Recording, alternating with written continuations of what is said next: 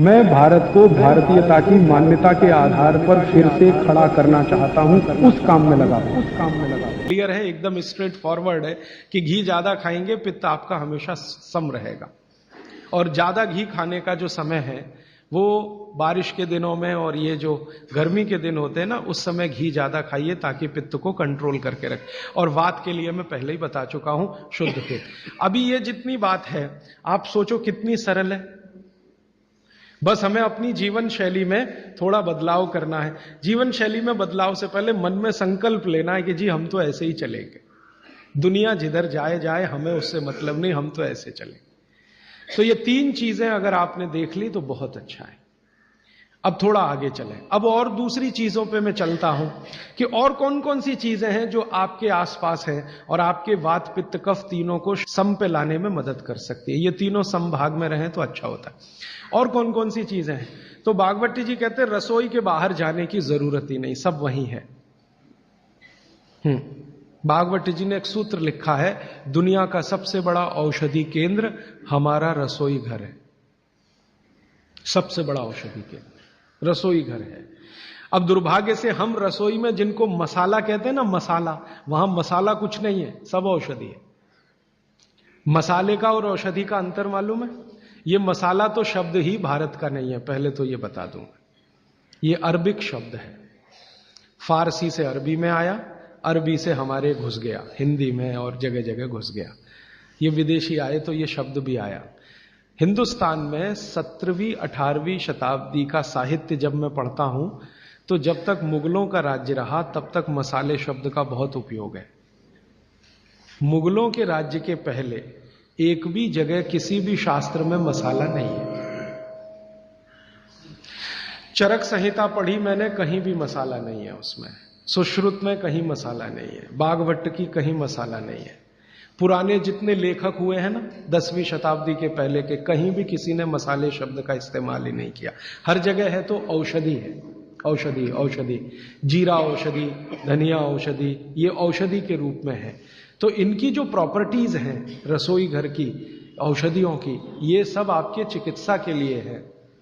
अब मुझे समझ में आता है कि हमारे पुराने जमाने की माताएं बहनें, जो हमारी दादी हैं, नानी हैं, उन्होंने अपनी अपनी बेटियों को जो कुछ सिखाया, सब्जी बनाना तो क्या क्या डालना, जीरा चाहिए, धनिया चाहिए, हींग चाहिए, मात्रा कितनी कितनी चाहिए, वो सब बड़े वैज्ञानिक और चिकित्सक लोग रहे होंगे।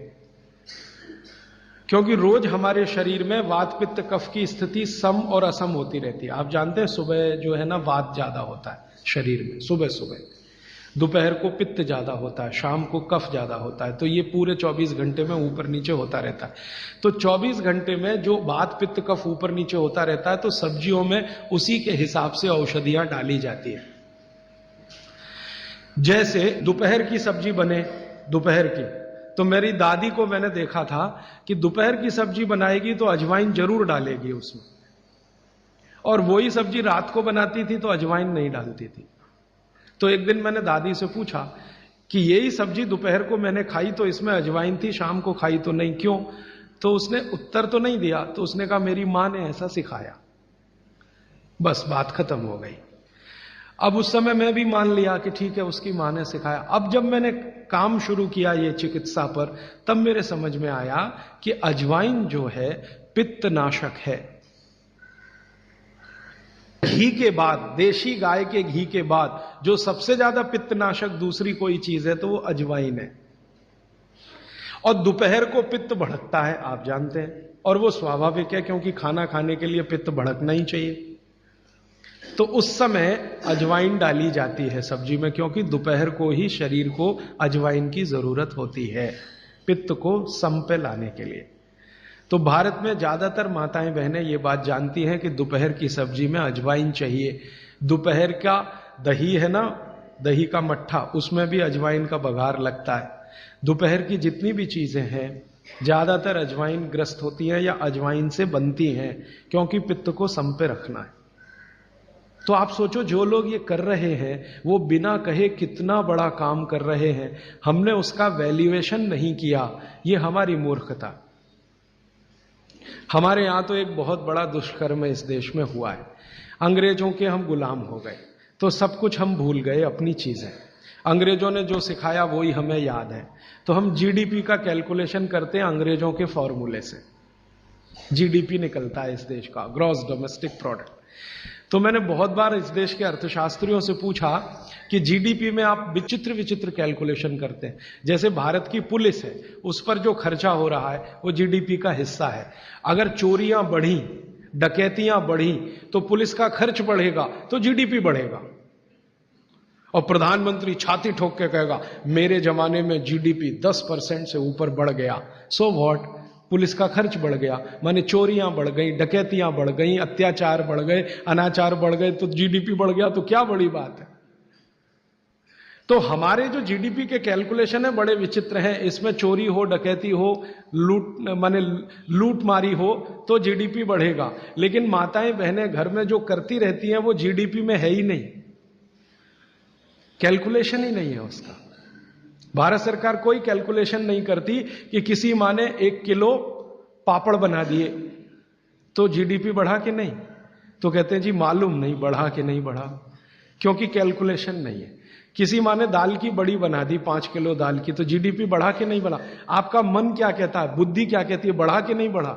किसी ने बड़ी बना दी, किसी ने पापड़ बना दिए, किसी ने कुछ बना दिया, किसी ने गोंद के लड्डू बना दिए, किसी ने मावे का कुछ बना दिया, तो जीडीपी तो बढ़ ही रहा है, लेकिन हम कैलकुलेट नहीं कर रहे हैं उसको, क्योंकि अंग्रेजों के यहां महिलाओं का किया हुआ काम महत्व का नहीं माना जाता। अंग्रेजों के यहां ये जो अंग्रेज जात है ना दुनिया में, ये महिलाओं के किए हुए काम को काम ही नहीं मानती। आपको मालूम है 2000 साल यूरोप में महिलाओं को पुरुषों से हमेशा कम वेतन मिलता रहा, और आज भी है ये कई देशों में। वो मानते ही नहीं कि इनका कोई काम है। क्यों? वो महिलाओं में आत्मा नहीं मानते। हां, यूरोप का सबसे बड़ा दार्शनिक है प्लेटो, वो कहता है कि स्त्रियों में आत्मा ही नहीं होती, आत्मा सिर्फ पुरुषों में होती है। तो स्त्री जो करे वो बेकार है, पुरुष जो करे वही अच्छा है। तो उनके यहां से ये कैलकुलेशन हमारे यहां आ गया कि स्त्री कुछ भी करे तो काम ही का नहीं। तो अंग्रेजों का 200-250 साल जो राज चल गया, उसमें हम सब के दिमाग खत्म हो गए, सोचना विचारना बंद हो गया, तो हमने भी वही मान लिया। मैं अब इसको बदलना चाहता हूं, और मैं ये समझना चाहता हूं और समझाना चाहता हूं कि स्त्रियां जो कर रही हैं वो किसी डॉक्टर से कम नहीं है।